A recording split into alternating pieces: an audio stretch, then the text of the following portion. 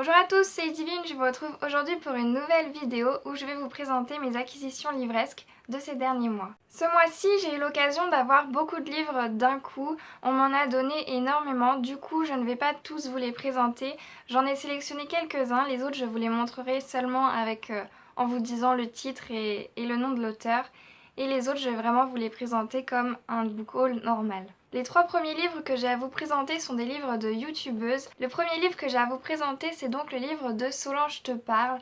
C'est donc Solange te parle, la chaîne YouTube, si vous voulez la retrouver.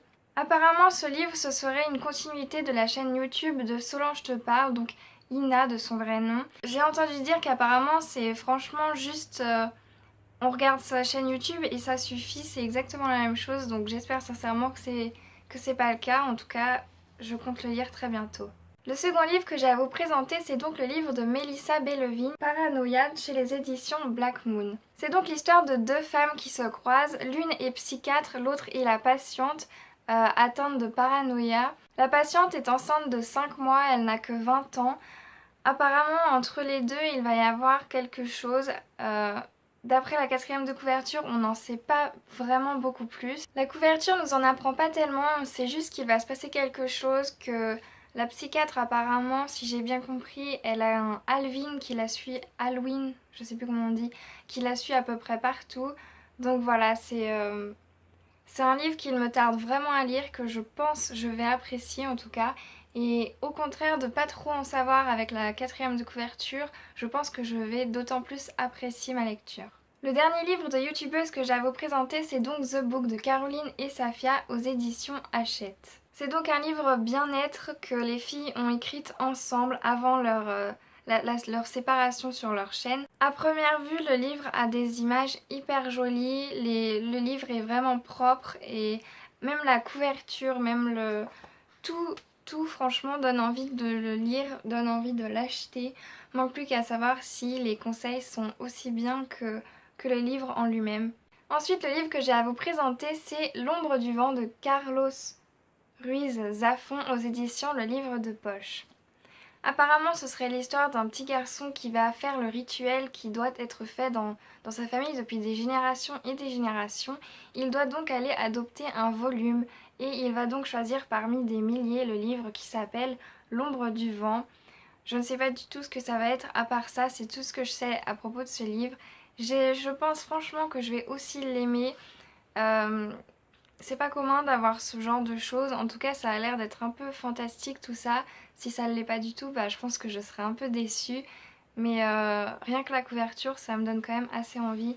J'ai donc très hâte de les lire. On passe ensuite à la tonne de livres. On passe ensuite à la tonne de livres que j'ai pu récupérer ce mois-ci.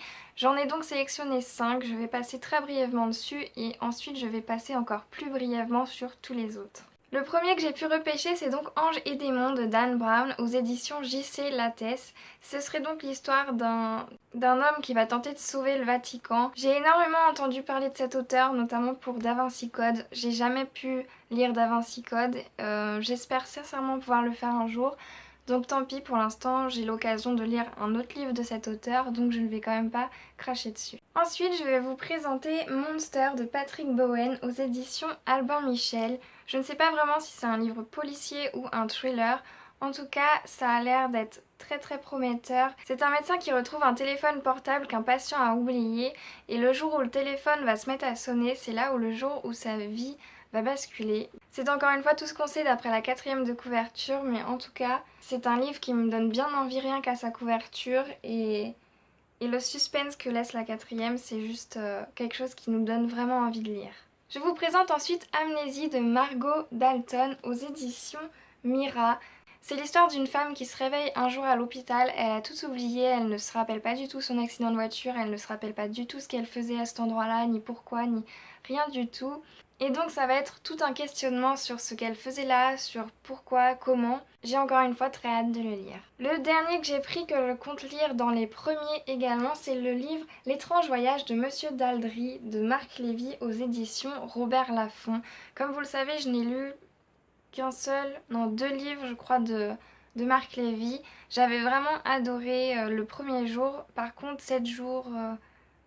je sais plus le nom exact, j'avais vraiment beaucoup moins aimé. Donc je retente ma chance avec un autre livre tant que j'en ai l'occasion. Nous sommes à Londres en 1950, c'est l'histoire d'Alice qui un jour va voir une voyante sans vraiment la croire.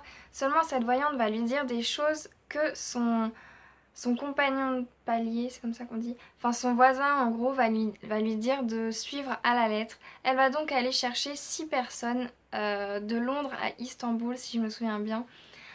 Donc ça va être encore des voyages comme les premières fois dans le premier... C'est le premier jour ou la dernière nuit? Je sais plus le titre. En tout cas, si c'est encore une histoire de voyage comme son autre livre, je suis sûre que je vais adorer. On passe ensuite en mode express, je vais vraiment vous présenter très vite les livres, juste le titre et le nom de l'auteur. Ce sont tous des très vieux livres, donc vous attendez pas à des livres récents, c'est vraiment pas le cas. Je compte lire Désirs humains de Nancy Reisman aux éditions Phébus. Je vais aussi lire Le jour où le ciel s'en va de Jean-Philippe Domecq aux éditions Fayard. Survivre avec les loups de Misha De Fonseca, L'alchimiste de Paulo Coelho, Le clan de l'ours des cavernes de Jean M. Howell, Amistad de Alex Spat, Les fables de sang de Arnaud Delalande, L'odeur du bûcher de Cécile Guignard-Van Uxem et Paul-Henri Fleur, L'innocence de Tracy Chevalier, Un ciel de glace de Mirko Bonnet, Les doutes de Salaï de Monaldi et Sorti, et pas de jeu de mots s'il vous plaît, L'idole de Robert Merle, et enfin je termine avec une couverture que je trouve juste sublime, L'aliéniste de Caleb Carr. Comme vous le voyez, tous ces livres que j'ai amassés ces derniers mois sont donc très vieux. Je ne pense pas les lire tout de suite étant donné que j'ai énormément d'autres lectures qui m'attendent dans ma pile à lire et qui me donnent encore plus envie que cela pour l'instant. Mais c'est pas grave, de toute façon ils seront lus à un moment ou à un autre. Voilà, cette vidéo est désormais terminée, j'espère qu'elle vous aura plu. En attendant la prochaine vidéo qui sera sûrement un bilan de juin, je vous souhaite de très bonnes lectures et vous dis à la prochaine.